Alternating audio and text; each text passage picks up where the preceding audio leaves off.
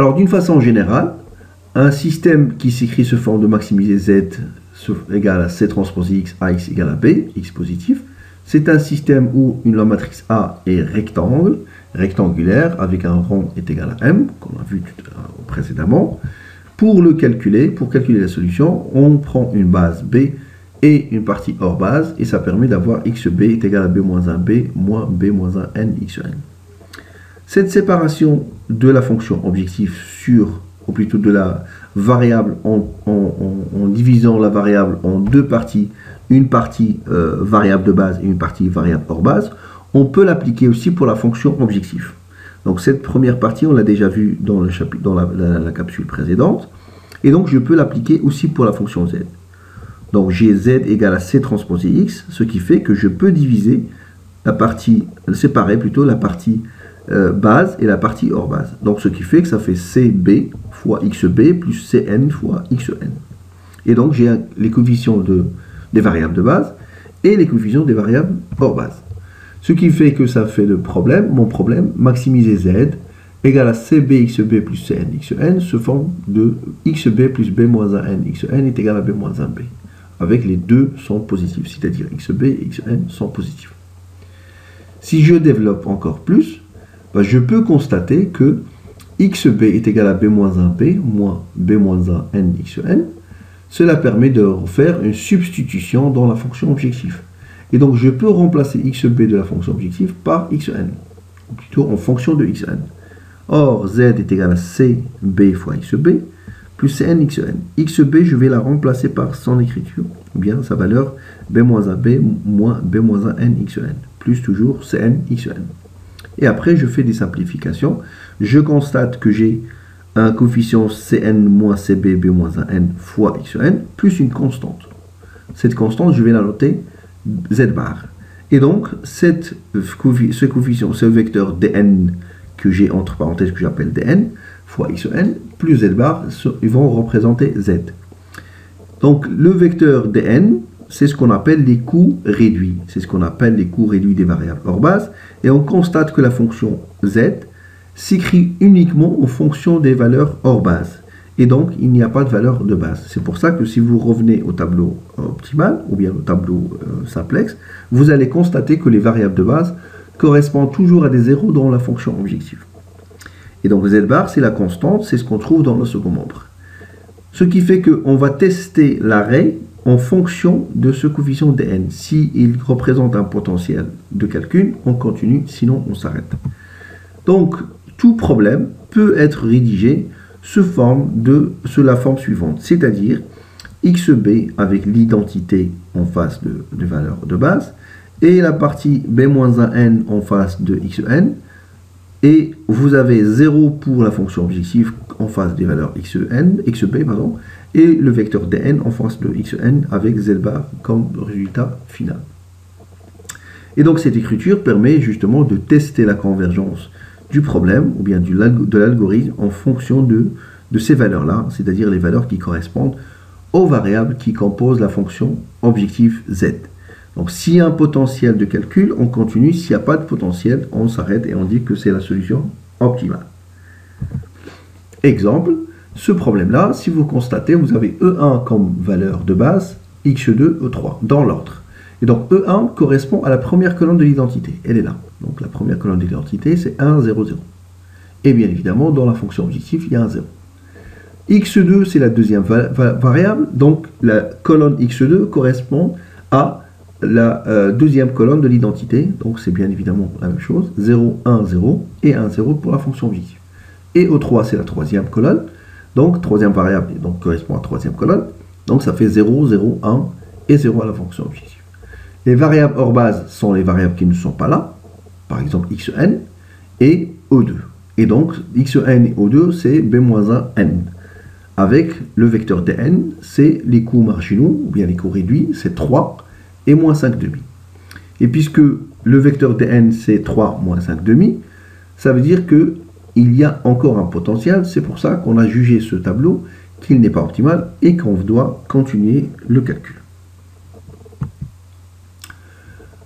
Alors, d'une façon générale, la forme du tableau, elle a des avantages bien évidemment, c'est avoir une structure bien claire qui permet de résoudre le tableau, le système linéaire.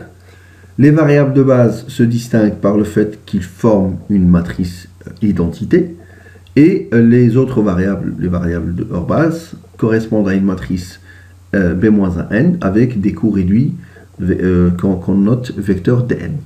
Et donc, pour passer d'un tableau à un autre, on commence par normaliser la ligne pivot, c'est-à-dire diviser la ligne pivot sur le coefficient sur le pivot, et par la suite, les coefficients de la colonne du pivot doivent être nuls, donc on peut rédiger directement la matrice identité en face de la base, et par la suite utiliser la règle du rectangle ou bien l'élimination entre lignes qu'on appelle l'élimination de Gauss pour obtenir le tableau suivant et passer à l'étape suivante. Et ainsi de suite, on termine une itération et on passe à l'itération suivante si c'est nécessaire. Alors, une solution de base, ce qu'on a vu auparavant, c'est xb est égal à b-1b. Donc, s'il est positif, on dit qu'il est non dégénéré, c'est-à-dire b-1, b est strictement positif. Cela correspond à une solution non dégénérée, mais ce cas n'est pas toujours possible. Donc, il y a des possibilités où on peut avoir des problèmes dégénérés, c'est-à-dire avec une composante de xb nulle. Et donc, un théorème de convergence, si dn est inférieur ou égal à 0, alors la solution réalisable, xn est égal à 0, xb est égal à b-1b, est optimale. Donc, il faut faire vraiment attention si dn est négatif, inférieur ou égal à 0. Alors, la solution réalisable est optimale. Donc, il y a deux conditions ici. C'est-à-dire qu'il faut que le vecteur dn soit négatif, mais il faut aussi que la solution soit réalisable. Sinon, on ne peut pas la qualifier d'optimale. On ne peut pas dire que cette solution est optimale. Donc, faites attention, souvent, on teste juste le vecteur dn et on dit que donc, la solution est optimale. Sachant que la solution n'est même pas réalisable. Donc, on ne peut pas donner cette qualification pour une solution s'il n'est pas d'abord réalisable. D'une façon générale, ou bien pour prendre le cas général, donc dans le cas général, on a, si le critère d'optimalité dn n'est pas vérifié, on va procéder soit à une itération, soit on va découvrir que z est maximal. Alors quand est-ce que z est maximal? Quand on n'a plus de possibilité de trouver un pivot, sachant que le vecteur dn n'est pas nul. Dans ce cas-là, on dit que la solution est infinie. La solution est infinie, c'est-à-dire que z tend vers l'infini. Sinon, on va procéder par une étape et une itération suivante, et ainsi de suite. Donc, un problème de programmation linéaire dépend bien évidemment, ou bien sa convergence dépend bien évidemment du vecteur dn. Donc, le choix de la variable entrante, c'est ce qu'on a testé auparavant, c'est la variable qui permet d'avoir un coefficient, le coefficient le plus élevé qui permet d'avoir justement d'atteindre l'objectif. Qui permet d'atteindre l'objectif. Il y a des cas particuliers qu'on va voir par la suite, ou bien je vous invite à les voir sur le support du cours. C'est quand on a deux variables qui ont le même coefficient, ou bien la même valeur. Dans ce cas-là, on prend toujours l'indice le plus bas. On prend toujours l'indice le plus bas. Donc, en considérant l'indice J ou bien N de la valeur. Donc, si cet indice, si on a trois variables qui ont la même valeur, on préfère toujours garder ou bien prendre l'indice le plus bas pour avancer. C'est ce qu'on appelle la règle de Blanc. Bien.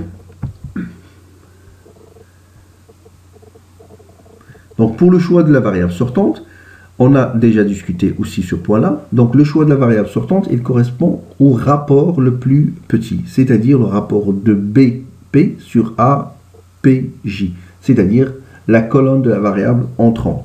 Donc, je considère le second membre et je divise le second membre sur la colonne, bien sûr variable par variable, de la variable sortante, entrante, pardon, à condition que cette variable, ou bien cette valeur de la colonne, est strictement positive. Alors, je ne peux pas prendre une valeur nulle, ni négative, parce que nul, déjà, parce que ça ne va pas avancer les choses, ça ne va pas donner de résultat, et négatif, c'est pas acceptable parce que ça va donner une solution non réalisable, car on va trouver un second membre négatif. Et dans ce cas-là, on va dire que on va converger, ou bien l'algorithme va nous mener vers une solution qui n'est pas réalisable.